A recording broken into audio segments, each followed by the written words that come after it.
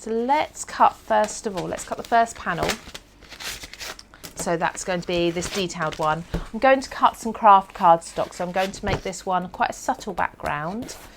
It's really good fun if you play with inking your cardstocks and things before you cut it. So bringing in my machine. Now you do not need to use a large platform die cutting machine for this. You can absolutely use your A5 one if that's what you've got, a smaller one, because this is a 5x7 panel. It will go through the smaller machines. If you have large panels like this, it's advisable to have a look on CraftStash, because this is great. I use this often. This is a, it's what's the word? Shim. It's like a shim. But what this is going to do is just give you that extra little bit of padding where you may need it behind a detailed die. So when I remember, I just pop that in underneath my die there. I don't cut into it, but I cut it. I add it as like a bumper underneath the die. So let's just run this through. Absolutely not usually necessary for this die because it cuts beautifully. But at the end of the day, it's a craft cardstock, so I'm looking at about, I think this one is actually about 250 GSM. It's a really good GSM, so it doesn't hurt to add that in rather than wish you had it afterwards. So taking this away, I've just put that in vertically. I'm going to take that frame away. This is where you do get lots of little bits. Oh, I cleaned my bin and I didn't put my bin back, so it's all going on the floor. You can see all the bits are falling out already. Let's just see. You look in the middle, yeah, all falling out there already. You see that? So I think that's all cut through beautifully, but for the sake of being extra careful, I'm going to pop it in at the other angle. So I usually put it in this way, and then any detailed dies like this, I would just pop in, I forgot my shim, I'll just pop it in that way, just to double check every single angle of all those little bits are cut. Because the last thing you want to do is take it out of the die and then wish you'd run it through one more time. And this goes for absolutely any die. So I think I'm pretty safe now to take that out. Once you take it out, you can usually reposition your paper in your dies, but it is a little more difficult. If you've ever tried it, you'll know what I mean.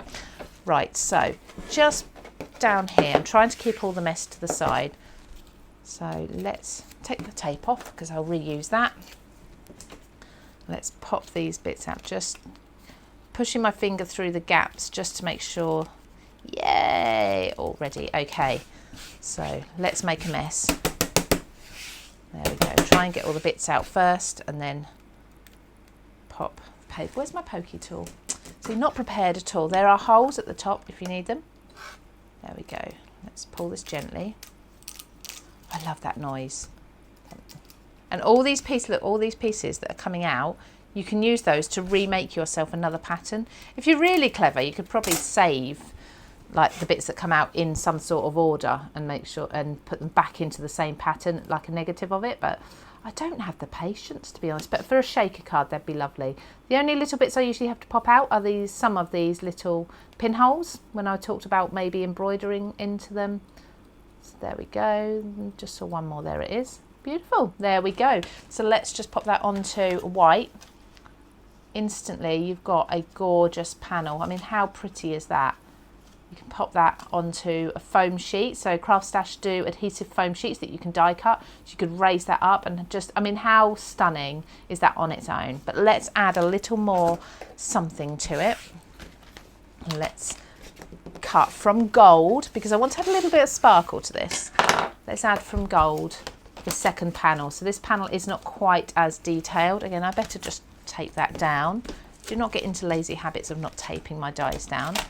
Pop that in there and run that through. So how are you all doing? So I'm only asking that you comment today to potentially win one of the bundles. I'm just asking you to comment on how you started your Christmas crafting.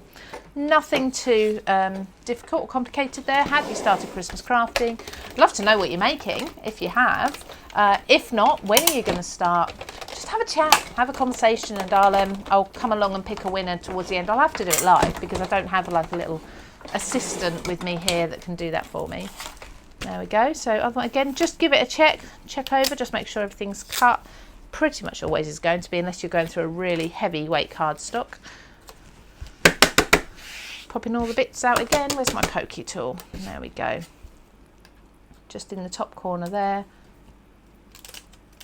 And as you can see, you've got another panel now. You do have, they are different. Okay, so you look at them there. So that one's got a lot more detail than, let me turn that over so you can see, than this one, but you can equally use the both of them for similar effects. But when you layer, here we go, let's layer that craft over that gold. There's so many colour combinations I want to do with these, honestly. Look at that. Isn't that lovely? I adore that. And then we pop it onto the white for your third. Oh, I'm in love. Every time I do another colour combination, because I didn't test this out, every time I do a new one, I just think, wow, how pretty does that look? And that's those two dies.